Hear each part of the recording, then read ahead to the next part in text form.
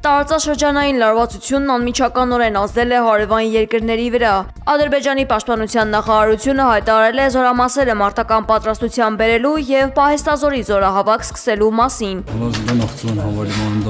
Ըստ պաշտոնական հաղորդագրության, այս քայլի նպատակն է պատրաստ լինել ցանկացած իրավիճակի զարգացման եւ ապահովել արագ արձագանք։ Սա տեղի է ունեցել Նախիջևանի օդակայանի եւ Բաքու-Թբիլիսիի Ջեյհան նավթամուղի վրա հրթիռի ընկնելուց հետո, թեև Իրանը հերքել էր, որ ինքն է հրթիռակոծել, շեշտելով, որ իրենք հարևան երկրները չեն թիրախավորում։ Ալլահու ակբար! Իրանի Մահաբադ քաղաքում իրականացված ամերիկա-իսրայելական հարձակման հետևանքով վնասվել է Կարմիր մահիկի շենքը, վիրավորվել է կազմակերպության մեկ աշխատակից։ Հակամարտության սրմանը զուգահեռ Ուկրաինայի նախագահ Վլադիմիր Զելենսկին հայտնել է, որ ԱՄՆ-ից ստացել է Մերձավոր Արևելքում շահեդ տեսակի ԱԹՍ-ներից պաշտպանվելու համար հատուկ աջակցություն տրամադրելու վերաբերյալ դիմում։ Նա արդեն հանձնարարել է տրամադրել բոլոր անհրաժեշտ միջոցները։ Իրանի Կարմիր մահիկի տվյալով ԱՄՆ-ի եւ Իսրայելի ռազմական գործողությունների հետևանքով զոհերի թիվն արդեն հասել է 1332-ի։ Հատկապես ծանր վիճակ է ստեղծվել իրանական Մահաբադ քաղաքում, որտեղ ավիահարվածներին հաջորդած հզոր պայթյունները զգալի վնասներ են հասցրել բնակելի տարբեր շրջաններին։ ԱՄՆ նախագահ Դոնալդ Թրամփը հայտարարել է, որ Թեհրանը փորձում է կապվել Միացյալ Նահանգների հետ գործարք կնքելու առաջարկով։ Նրանք զանգում ու հարցնում են, ինչպես գործարք կնքենք։ Ես պատասխանեցի, որ նրանք մի փոքր ուշացել են։ Թրամփը բարձր է գնահատել ամերիկյան ուժերի գործողությունները, շեշտելով, որ իրանական հրթիռներն ու անօդաչու սարքերը ոչնչացվում են, իսկ նավատորմն այլևս գոյություն չունի։ Ըստ նրա, ընդամենը 3 օրում խորտակվել է իրանական 24 նավ։ Թրամփը կոչ է արել ամբողջ աշխարհում գտնվող իրանցի դիվանագետներին քաղաքական ապաստան խնդրել եւ աջակցել այսպես կոչված նոր ու ավելի լավ Իրանի ստեղծմանը։ Իրանական Ֆարս գործակալության տվյալով երկիրը պատրաստվում է նոր էսկալացիայի։ Թեհրանը մտադիր է պատասխան հարվածների ժամանակ կիրառել նորագույն բալիստիկ հրթիռներ։ 15 գործակալությունը հայտնել է, որ Իսլամական հեղափոխության պահապանների կորպուսի ցամաքային զորքերը հարվածել են Իրաքյան Քուրդիստանի տարածքում գտնվող ահաբեկչական կենտրոններին։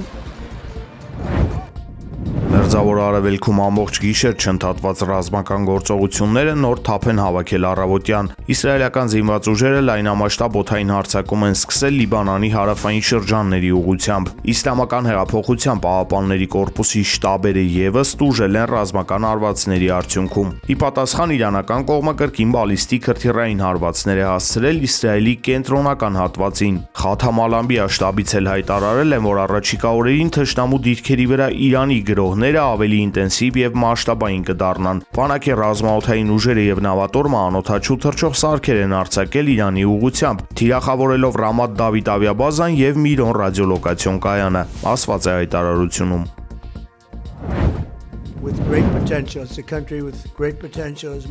Ամերիկայի Միացյալ Նահանգներն ավելի հակված է շարունակել ռազմական գործողություններն Իրանում, քան բանակցել երկրի ղեկավարության հետ։ Այս մասին հայտնել է ԱՄՆ նախագահ Դոնալդ Թրամփը։ Նա նաև հերթական անգամ ընդգծել է, որ իրենք ցանկանում են ամբողջությամբ հեռացնել Իրանի ղեկավարությանը։ Մենք ուզում ենք գալ եւ մաքրել ամեն ինչ։ Ուզում ենք, որ նրանք ունենան լավ առաջնորդ։ Ունենք մի քանի մարդ, ովքեր կարծում եմ լավ աշխատանք կկատարեն, նշել է Թրամփը։ Նա նաև երաշխավորել է, որ ապագայում ով էլ ղեկավարի Իրանը չի սպառնա ոչ Ամերիկային, ոչ Իսրայելին, ոչ էլ որևէ այլ երկրի։ Նրա գնահատականներով Իրանից մոտ 10 տարի կպահանջվի ամերիկա-իսրայելական հարվածներից վերականգնվելու համար։ Թրամփը իր խոսքում նաև ակնարկել է ԱՄՆ հաջորդ թիրախը։ Նա նշել է, որ Իրանից հետո Կուբան պարզապես ժամանակի հարց է։ ԱՄՆ ներկայացուցիչների պալատը մերժել է Իրանի վրա հետագա հարվածներն արգելող օրինագիծը առանց կոնգրեսի հաստատման։ Սա նշանակում է, որ Դոնալդ Թրամփը Իրանի ուղղությամբ հարվածները շարունակելու համար այլևս չունի կոնգրեսի թույլտվության կարիքը։ Ըստ Բլումբերգի վերլուծության ռազմական գործողությունները կշարունակվեն առանց բյուջետային հստակ սահմանափակումների։ Կոնգրեսի վերահսկողության բացակայությունը կմեծացնի լայնամասշտաբ պատերազմի մեջ ներքաշվելու վտանգը։ Հակամարտության սրումը սպառնում է նաև նավթի համաշխարհային գների կտրուկ աճով եւ շուկաների անկայունությամբ։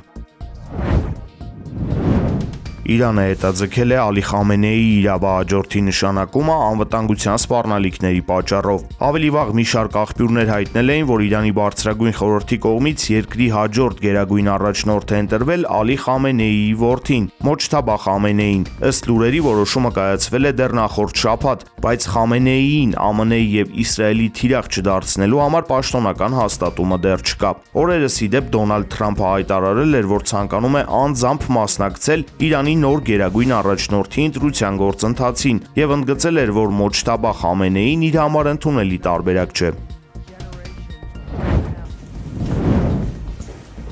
Երևանում հերթական կրակոցներն են հնչել։ Ըստ նախնական տեղեկությունների Արաբկիր վարչական շրջանի Վիկտոր Համբարձումյան փողոցում հնչած կրակոցների արդյունքում կա 1 վիրավոր։ Նշված վայրում քրեական ոստիկանները հայտնաբերել են կրակված 6 պարկուճ։ Ավելի ուշ նրանք նաև վնասազերծել են հանցագործությունը կատարողին։ Վերջինս ձերբակալվել եւ ներկայացվել է նախաքննական մարմին։ Հայտնաբերվել է նաև հանցագործության գործիք հանդիսացող հրազենը։